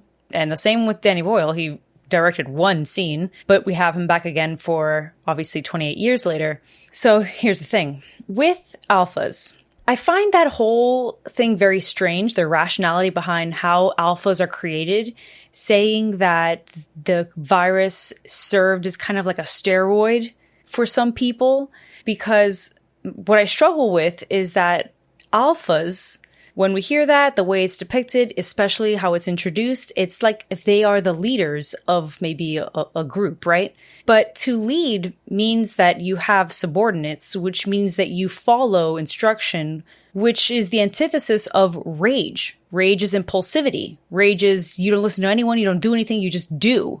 So how is it that you lead and you think you are tactical about your strategy, but you have a rage virus that you're supposed to just lose your shit and you just are impulsive? Okay. That doesn't quite make sense. And then on top of that, again, so the virus creates certain things in terms of steroids, but I mean, that was never really the case then. It's obvious that they introduced that to kind of change up the game in terms of the world much later. So that's one. It's evolution. Things fight and they adapt to be able to survive. Look at how many different strands of viruses we got from 2020 to 2023, for example. These are things that will continue to change over time. And yeah, in this fictional land, of course, there's going to be a lot of things that it seems like it makes sense or it doesn't make sense. But the point being, this is 28 years later. Therefore, it cannot be the same exact rage virus. If the same exact rage virus existed, they would die out pretty quickly. Or they wouldn't be organized enough to be able to hunt and gather those resources. This is just evolution doing its thing. So to that point, I think that's where I struggle, because then we're deviating from the rage virus and we're becoming a lot like all the other zombie movies that we've seen, where they are different types of infected. So I'm with you, because you're right. I mean, science says obviously that it would evolve and they would adapt. But the thing that I liked about 28 Days Later is that it was a rage virus, point blank, period. And I don't even think I would have given much thought if they had stayed the same at that point, because that's the whole shtick. That's the thing about the universe, is that it's just rage virus, you know? But when you look at it from that lens, then it's like, okay, all right, so then they adapt. So then I guess we're looking at obviously outside of the city, because we already saw what happens to the people that are infected in the city. The strategy was to starve them to death. And that's how we got 28 weeks later and they were able to rebuild. So I'm assuming that if they were in a populated city, then we would have no infected. And what we're seeing now is obviously mainland, where they're surviving off of animals, I suppose. And that's why they've evolved and survived 28 years later, but somehow Animals don't end bugs. up like the chubby, cutie little ones that like to eat the worms. I guess. But here's my thing. And to your point, Chris, if we implement science, are we just hoarding them on this island? Why haven't we even tried to do a vaccine? Why didn't we do 28 weeks later and just fucking kill them all? We don't know. Here's the thing. This is why I love the script. They backtracked. They said at the very beginning. So you remember that ending where they go into Paris? Yeah, Europe just basically got their shit together pretty quickly. So we're back in the UK. We're not done with the UK, actually. Sorry, buddy, you took a turn. So Paris got their shit together real quick. And I guess the UK is still in the struggle bus. Okay, here we go. Let's just dive in on this really quick because this is the brilliance of Danny Boyle. Danny Boyle took inspiration from Brexit and he said, look at the shit that we've been through since this last film came out. And let's imagine a world in which something similar happens here. Because the reality and why this story is so fucking great. And I don't see it as a backtrack to just roll over on an ending and say, well, we didn't really like how that went. I see this as, no, this is very much what's happening right now in our world, because it's talking about our tendency to compartmentalize and cope with the horrors of the world by just moving on and accepting it as a fact of life. They fought the virus back to the United Kingdom and they quarantined it. And through years of not being able to contain it, or maybe shit goes wrong. And who knows, maybe as this franchise goes, we're going to see a lot more inserted between the weeks and years. We're going to see the plans that went wrong. But eventually, they started focusing on the progression of humanity while an entire country was decimated and left to suffer. That is happening right now. Certainly. Look at all of us on our TikTok bullshit and look at what's happening in so many other countries. It's not something that like really hit me until I kept parsing my thoughts until after the movie was over. But so much has changed in the world since the last two movies were in this franchise were released. And looking at where we are now and looking at our human response to a lot of the current events that are happening, this feels so fucking plausible. This feels like, oh, I don't know what y'all got going on right there, but just keep it over there. We'll stay over here with our delivery drivers. Thanks. And I mean, I think we saw something even similar with COVID when it first showed up as well, especially in like third world countries when it was obviously like moving rapidly over there. And we were still like, okay, well, we're fine over here. Without a doubt. I think my nitpick is the delivery of that, because the Brexit part for sure didn't really resonate too much until after, when I saw that ending and I saw basically the representation of all of the colonized groups in terms of like Scottish, Irish, you know what I mean? Like overall Wales, like that whole vibe, you know, they're thriving. They're thriving. Although this is where I'm also going to quickly plug in. It was the representation of those groups in Twilight Volturi mode, because they were the Volturi in like some ninja kung fu fight. I loved it. Teletubbies. They were as happy They were the as the Teletubbies. I loved it. It was genius. The Teletubbies. See that okay, so that was like that's what I was trying to say. That's the big point, right? Like, because obviously we get the scene of them watching, which is actually it's oddly one of my favorite scenes, because it's so watching Teletubbies is so real, because if you've ever watched Teletubbies, you're sitting there with a fucking blank dumb expression on your face, because that's how fucking dumb that show is. And it evokes almost the same reaction as watching fucking Bambi as a kid, because outside of the heartbreaking moments, like there's a whole lot of just dumb shit happening in that movie, and you just look like a mindless and whatever. But these kids, that's all they knew. Shit hit the fan. In that whole scene, the fucking family's getting eaten alive, like sisters, moms, aunts, they're all dying. The father's getting eaten alive. The father is getting eaten alive in the fucking church, just embracing it like fucking take me. And this little band of kids probably escaped, and they were like, you know what? We're going to be the fucking Teletubbies or the fucking Power Rangers or whatever the fuck they think they are. The fucking parkour gang. So my brain immediately went Teletubbies when I saw this. Not Volturi. Binks, your Twilight reference was Volturi? No, the Volturi was like it was like a wham of all of these things at once. It's because I honestly analyzed top down, and when I saw that platinum blonde hair and like the pale Jack O'Connell, I was like, what the fuck's happening here? And then it all kind of came in at once. Okay. Well, the ending is, I know you talked about like equating it to Brexit, but the ending apparently, and this is not something that I am personally familiar with, but there is someone named Jimmy who was a prolific predator, and he died in 2011. And there was like a TV series where he was like beloved as like a household name, and then was revealed to be a child predator. So that is apparently what this is referencing at the end. It's something that UK culture is incredibly familiar with. I'm going to put a link in the show notes. Don't love that, though. Yeah. I don't really like that, you know? That's not what I expected at all. Again, it's not to glorify this, but it's to point out some insidious things that could be happening in the trilogy coming up. That's crazy. Because in this world where this is someone who was like very famous and a household name and then was revealed to have all these things, but in 2002, this thing kind of happens, right? This rage virus breaks out. Then the world wouldn't have known what was up in 2002. Isn't it a little like fucked up that, I mean, he's obviously the kid from the beginning.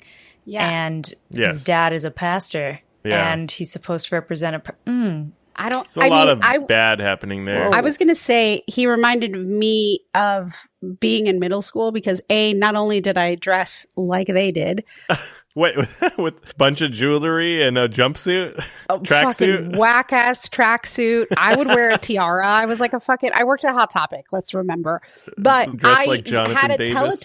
I used to have a Teletubbies backpack that I like painted like upside down cross and like painted its eyes black and made it Oh all my fucking God. cool kid.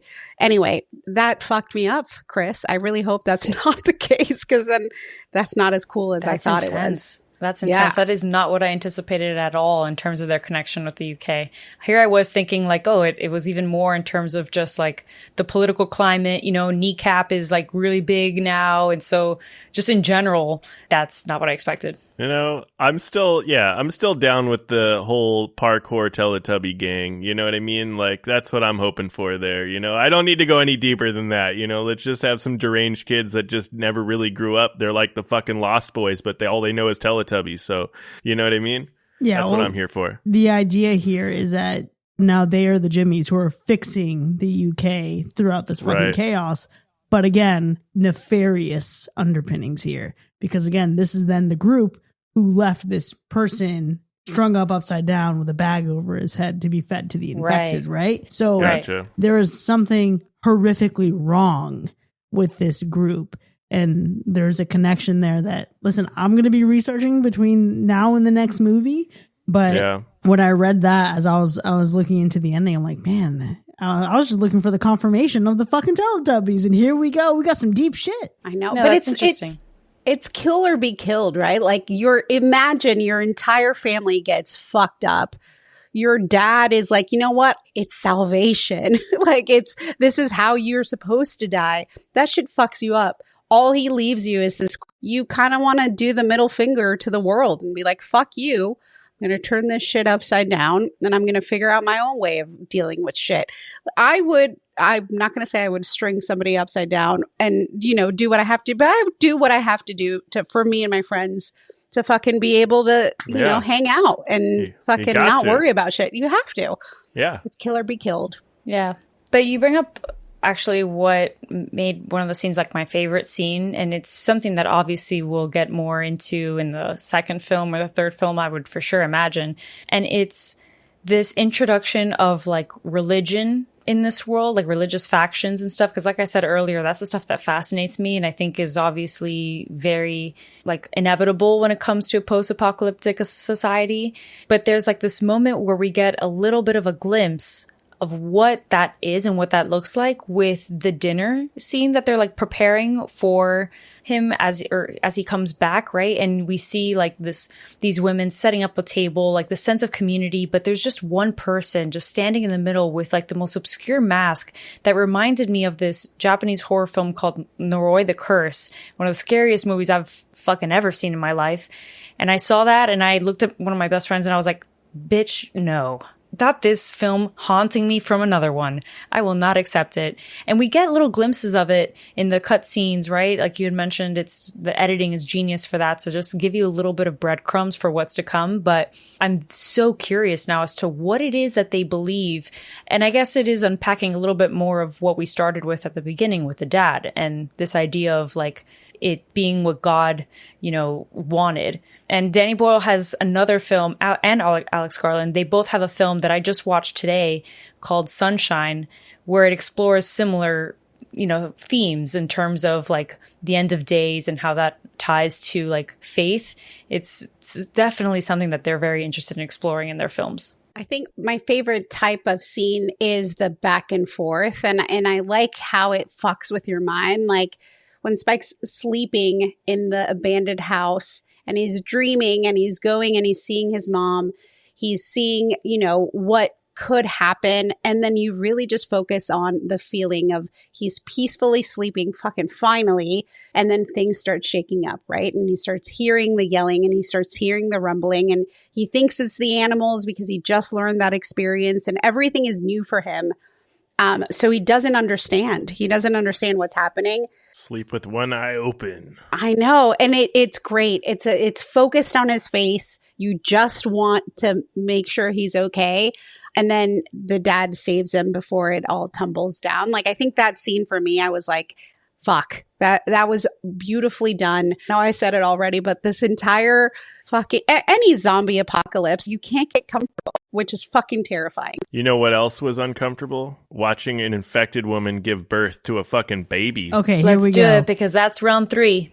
That's round 3. Let's talk about it because, I wasn't ready for it. I wasn't ready for the schlong, and I wasn't ready for a baby popping out of an infected woman. This should not have been the renesmee of the 28 Days franchise or whatever we want to call it, because you've got to be fucking kidding me.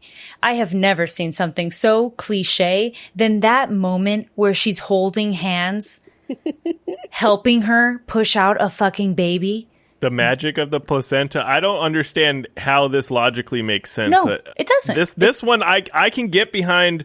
Obviously, we know that the virus can transform and evolve, and we had 28 weeks later introduced carriers, people that had some form of immunity, but then we don't know where it goes. And now 28 years later, we don't know what the virus did. Maybe it had to evolve and now we have alphas. But you're telling me you can conceive a whole ass fucking baby as an infected person and that baby isn't infected? Okay, so listen, the questions that I had, was this a woman who was pregnant and then became infected, or was this an infected woman and they banged?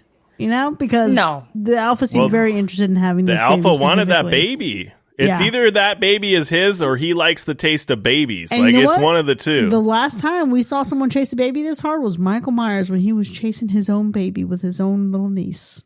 That was weird. I can't. Halloween 6. You missed it, Binks. You didn't see that movie with Paul Stephen Rudd? Yeah, that was strange. Stop reminding me. I'm not going to let you forget it. Oh, that's fair. I deserve that. Mm-hmm.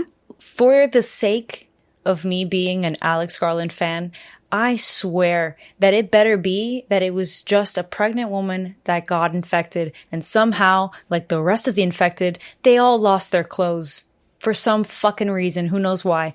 It better be that, because if you're going to go ahead and tell me that these infected are also fucking, at that point, show me the orgy. All right. Show me that it's actually happening. I doubt it. Also, what do you mean? That's part of the rage. You rage fuck, you rage run, you're really hot, so you don't have to wear clothes. You fucking, that's the whole rage. No, you're right. I guess so. That's the rage. That's the rage. There's still get down with the rage. You could just run around naked. I can't. It's going to keep me up at night. It's all the rage. It's the worst. It's the worst is what it is, because I agree with you, Sean. They already teed us up with this idea of immunity with 28 weeks later. At that point, okay, now with the Brexit thing, sure, all of a sudden, no doctors survived 28 years later. So I guess there's that, except for one loon. So whatever. Okay.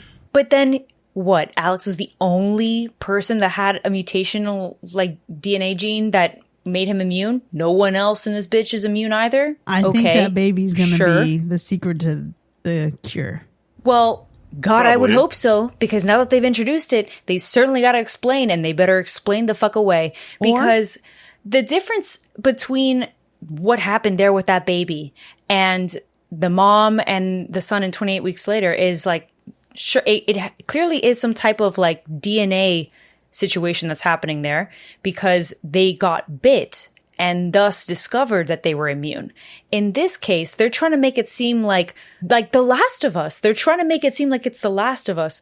But the problem here is that with that rationality, the mom had gotten bitten as she was about to give birth to Ellie, the main character of The Last of Us, and that's why she is immune. In this case, we've got a full-fledged infected person that is sustaining a perfect birth, off of eating all kinds of who knows what and where, people, mostly, and it just so happens to also be have this DNA mutation and it's immune. Like, no. All I'm saying I can buy is a lot we of don't have all the things. facts yet. There's so much we don't know. There better I know, be so but many facts. But the worst of it all, I'll even excuse that insanity. But the worst part of it was the hand holding and her aiding an infected person to give birth. There is no explaining your way out of that one. She's a girl's girl. That's the explanation. No. It's like- I mean, I can say one thing, and I cannot agree with, like, I would have expected her to be dead and then maybe the baby come out or like something. But the fact that she was like, oh shit, I'm not going to kill you. I wanted to kill you 5 minutes ago, but now I think you're going to do something with your hands. I'm okay. I'm happy now. We're friends. Let me push this thing out. And then 5 fucking seconds later, never mind, I want to kill you. The only thing keeping you sane is that child, which is literally the spawn of Satan inside of you. No. Maybe it's less of a actual choice. And listen, first off, let me just go back here and just say it was a fucking hormones. weird scene. It was a fucking weird scene. This is the thing that made me as uncomfortable as Victoria fucking herself with a shard of glass in Terrifier 3. Oh, it was okay. uncomfy. Okay. It was uncomfy. I see it. It was cringy. I was like, no. I see it. Not quite as crazy, I think, but I see it. I do think... Man, Completely different ends of the spectrum. It's not as crazy, but it was a similar sensation. However, now that having said that, let me just proceed with sometimes this shit is just fucking overwhelming. I don't think that infected woman ever had any conscious choice of not attacking. I think she was just a little busy pushing something out of her fucking vagina. I think that was it. It was a momentary distraction. If I were Spike or his mom, I would have killed the bitch. And then the baby, you got like 5 seconds to get that baby out? Okay, you want to save the baby? Fucking cut it out. Like you would. Like there's so many moments where moms die in car accidents, but the baby's fine. You know what I mean? It's still beating sad. and shit.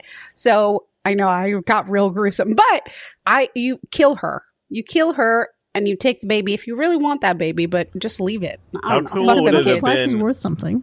how cool would it have been if the baby just like ate its way out of the mom? You know what I mean? Okay. Like that. Let's Evil if we Dead just this lingered bitch. in that scene for a little bit, like she was just raging out, but then they realized she wasn't really raging at them because she was just raging because her insides were being eaten by this raged out fucking baby that just like, it's like the alien like chest bursting scene, but like instead it's just like the baby just like slowly eating its way out. That'd be fucking crazy. Yeah, it rips its own umbilical cord out. Like, I'm free, bitch. So I'm so glad you brought this up. I would like to just read you the overview of a movie that I watched in March of last year. It's called It's Alive from 1974. Leaving their son Chris with a family friend, Frank and Lenore, head to the hospital for the birth of their second child, which turns out to be a mutant who kills many doctors and nurses as it escapes. Convinced his monstrous son must be destroyed, Frank ignores Lenore and Chris's plea and tries to destroy their freakish progeny, unaware that the infant may be the blameless product of an experimental drug gone wrong. That is a killer fetus. It literally fucking fights its way out of the womb and fucks everybody up. Love it. I think you do want to see that movie. I love the resilience. Sounds like a great one. I really do. But I want to just really quickly, because I'm still not over the fact that it made you as uncomfortable as Terrifier 3 and that scene with Veronica, although absolutely warranted. It wasn't being teabagged by the alpha, because the way that scene was shot was at an angle where the alpha lands on his feet, does a full-on squat, like massive dick and balls just right on the camera. It was a lot. That was one of the jump scares. I don't think I possess the personal experience to be alarmed by that. That's fair. Completely phased over my head. Shot on iPhone. All 28 inches. So a little too personal. I won't have it. But I just wanted to quickly say that because it was very, very alarming. But moving on to other things that happened, because there's so many other characters in this film. And Vito, you're right. Maybe a little too many. Well, can we shout out just a great character who actually was involved in my favorite scene, which is Isla. Her euthanization was devastating. And this is a moment in this movie where I sobbed quietly trying not to just cause too much attention and draw too much attention to myself. But the reveal of her diagnosis, to Spike having to come to terms with that, to realize that, okay, Spike, listen, kid, you're naive as fuck.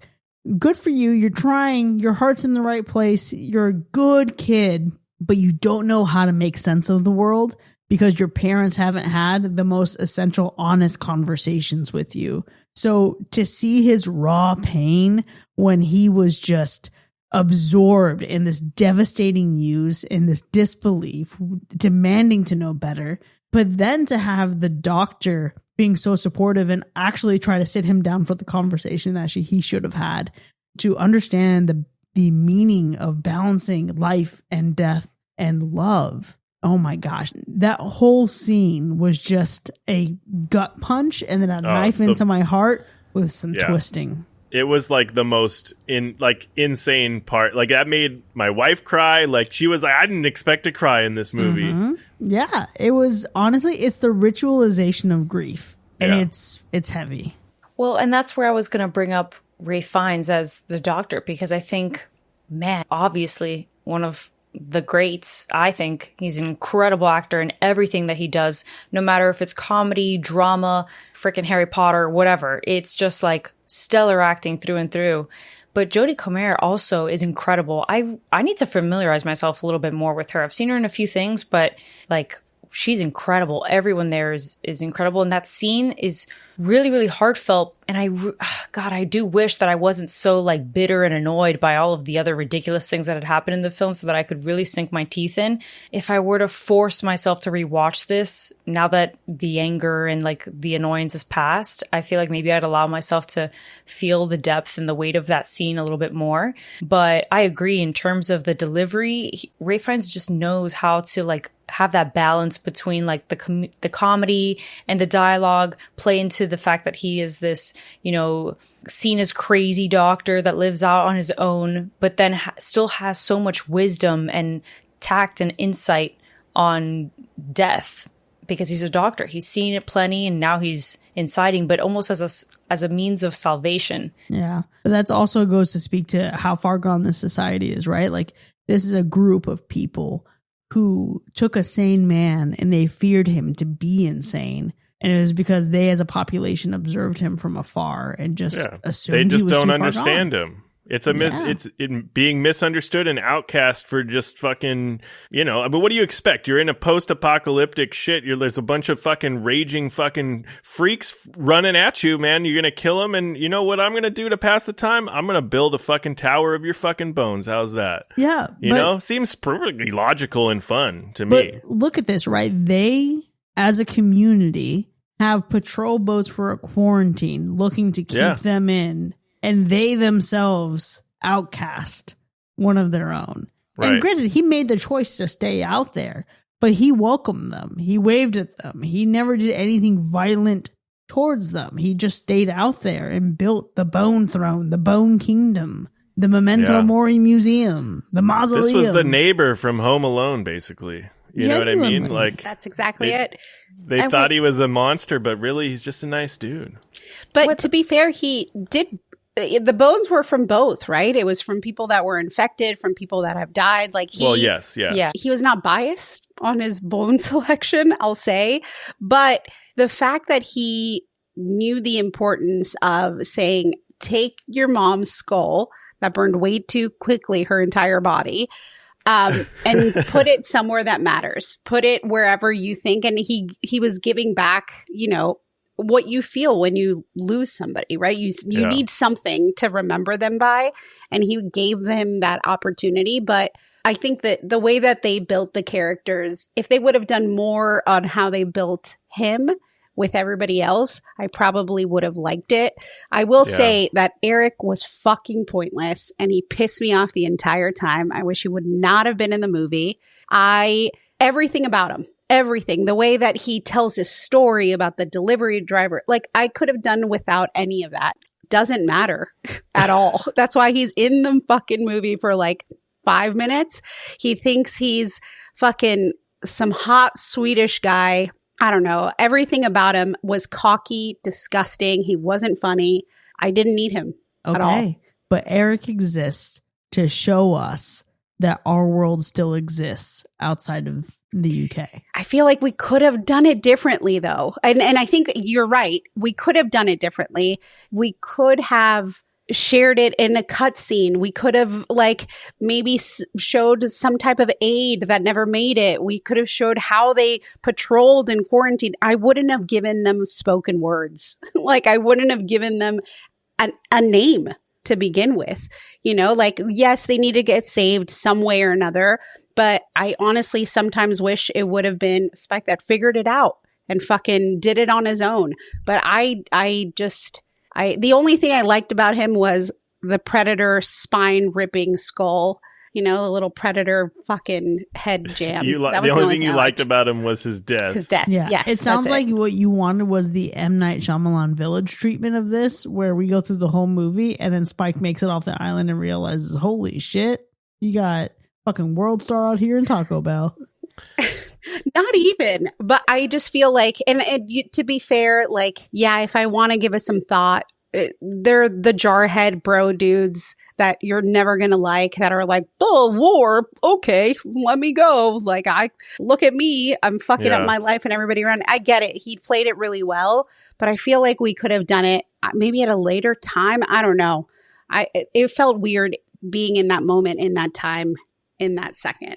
Yeah. Well, Chris, you mentioned specifically, feeling like he represents a life outside of this, right? And I agree with you to a certain extent. I think what I'm kind of getting from his character and the whole tie with his phone and all this stuff, and even the very beginning scene, because I've been thinking a lot about the opening of this movie, right? And it doesn't make sense that scene was the start of the outbreak, because I don't think if you go 28 years from that, you have this Jimmy character at the age that he is. I think he would be way older, or maybe looking a little bit older. I don't know.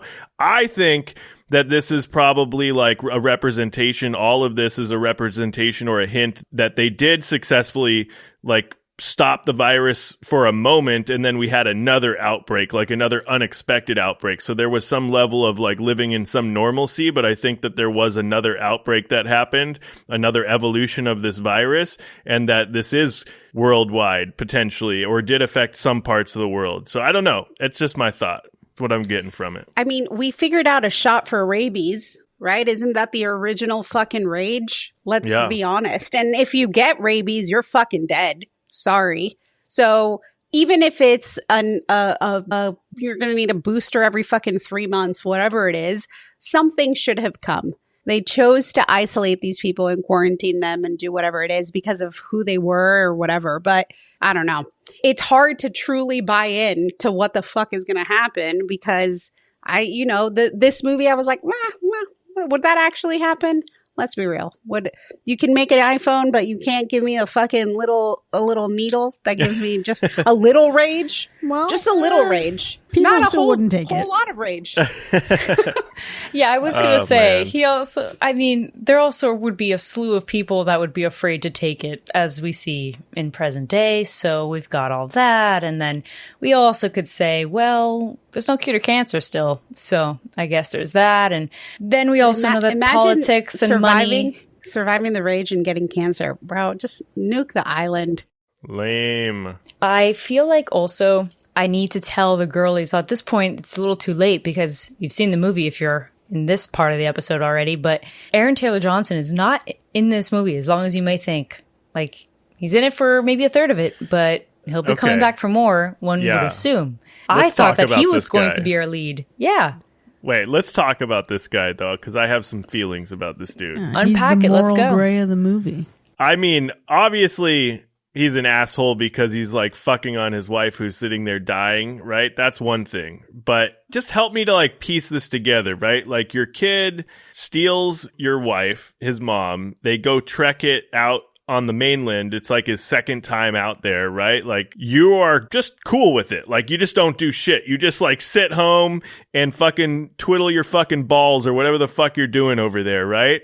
But then the kid decides to like leave a note, and then you get pissed off, and then you're gonna go after him. Like, you start flipping. Like, it's too fucking late, buddy. Like, it's too late to step up and become a father at this point. You're just a fucking idiot. You know why it took Couldn't so agree long? more. He was out fucking. Yeah. Wow, there it is. Yes. I agree. It's all I the rage, agree. actually. It's all the rage. Okay, but again, I do think he is the moral gray in this character because I don't love him for sure. I'm not a huge fan of him. I did misunderstand his name at the beginning of the movie when she called him Jamie, and I definitely thought she called him Jimmy. So there's that. Too many Jimmys, Jamies. Don't be fooled by the rocks that I got. I'm still Jimmy from the block. It's the UK, y'all.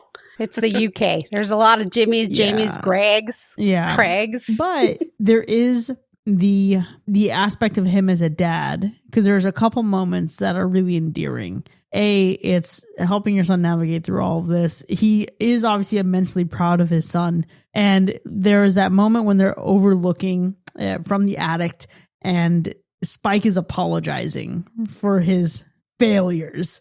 And his father is just absolutely having none of it. He's like, I've seen grown men who can't even get a bow off because they're shaking so bad. You were perfect. Like, you were great. It started strong, and did. then it went way downhill way fast. It for sure did. And listen, far be it from me. I'm usually the person trashing all the fucking dads and husbands here, okay? Like, this is my brand. However, there is the extreme of this situation, and there's something about how Aaron Taylor Johnson plays him that really executes the moral gray nicely. Because I still don't like him at the end of the movie, but you realize that he is a flawed human being. Super flawed. I mean, he's like that opening part is definitely emotional. It's good. Like, he's playing a really good father figure in those moments where he takes Spike out hunting or whatever. It is great. And then all of a sudden they come back and he's just getting fucking wasted. It's like a fever dream. He's lying about everything. It feels weird. It now doesn't feel the same at all. Like, it took a drastic turn. Now he's also cheating on his wife. And then, like, it's just a whole mess from there. It's just a whole mess from there. Again, I think there's more to learn about him, right, in the next film. I will say the one thing that fucked me up a little too hard, just from, I'm like, cancer always gets you, and maybe that's my life and my, history with it. But I'm like, no matter what, you're never safe from cancer. So I hated it. Well, I'm excited to see what the next movie has in store for him, but I actually want to turn my attention to what I thought was the worst fucking part of this movie. How many times are you going to sedate an alpha and not fucking put his ass down? Take his ass out. There it is. The grand finale of my takes. Take his ass out. Wow. And Chris, you brought it up before I did. That was my grand finale of my dissertation of all the shit that's questionable about this movie. That dude's skull would be at the top of my fucking skull tree for sure.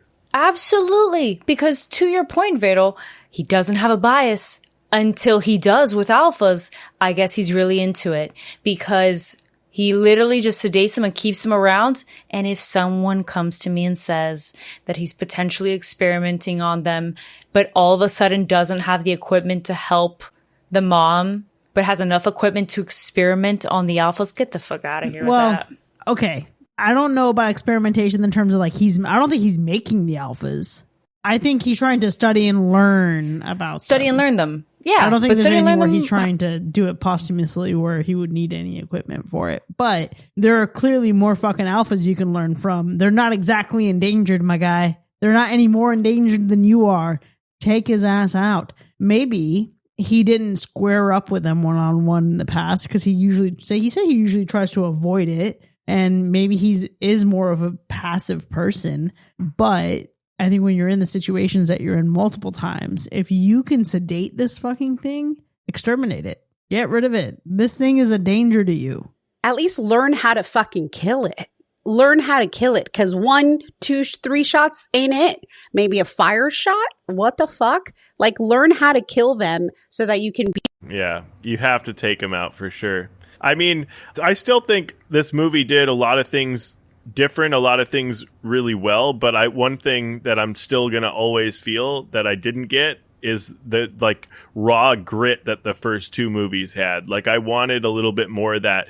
I loved how it looked, some of the shots that we got with the cinematography, but I was kind of low-key missing the moments that felt like really just raw and chaotic. Like, I wanted to see more of that chaotic handheld style. Like, I think like the smartphone filming, it did make it look a little bit too good in some moments, and I wanted to see some of that graininess come back. So I don't know if we'll ever get that again, but I like The Living Dead because of how gross they look, and we nailed it with this movie. That's my favorite part. I'm with you on that, because as another like hair away from a hack, I would say that that's also the best part, because the gore and the editing is what drove it home in terms of it still being an overall like tense, stressful film. So that was definitely not a pretty sight to see, most certainly not in theaters when you're like 4 rows away from a massive screen on like IMAX or Dolby. That was a choice that I don't know if I would ever make again. Much like me watching this movie, I am very hard pressed to watch this again before the next film. I think I remember enough. I think that ending will remind me exactly what I need to see. And if I need a quick refresher, I'm sure I could just watch it on YouTube or something, like a quick recap. But I just don't feel the strong need to put myself through that. And quite frankly, it could be that I'm just really upset and disappointed by the film right now. Catch me in a few years, maybe I'll change my mind. But right now, not even my AMC A-list could be used to rewatch this movie. That is wild to me. This movie is so much better than you're giving it credit for. I really hope you come around to it. Listen, I'm going to rewatch this again, and I'm going to do a franchise binge before the next one comes out in January 2026. Because again, I am open to revisiting the first one because of how good this movie was. And I'm just honestly, I'm so excited for what this means. Let's also just go back to the fact, I know that you all prefer perhaps a different look than what they were able to achieve on this film. But the fact that we have a major motion picture, a blockbuster, raking in with a lot of success right now, and it was filmed on something as accessible as an iPhone, incredible era for filmmakers to be in. I will rewatch this. Thanks. This is the first time that I disagree with you on this entire thing. I will rewatch it. And I love Easter eggs, and I feel like I missed some. There has to be one, right? Like when they're putting the whole like party together, you see the banner that says established in 2002. Oh man, I definitely think I'll watch this one again. I'm probably same as you, Chris. I'll probably do a franchise binge. I'm excited to see this trilogy unfold, so I'm really curious to see like how the story progresses with the thought of 3 movies that are going to happen. So then also watching all 5 would be crazy. So we'll see, but I am excited to watch this one again. Wow, maybe you and I will watch together since we're the only ones who actually really enjoyed it very passionately. But for now, there you have it, folks. 28 years later from 2025 has earned a universal slash, and we'll see if it stays that way by the end of the year. Now, we've certainly had a robust discussion here, but the conversation doesn't end here by any means.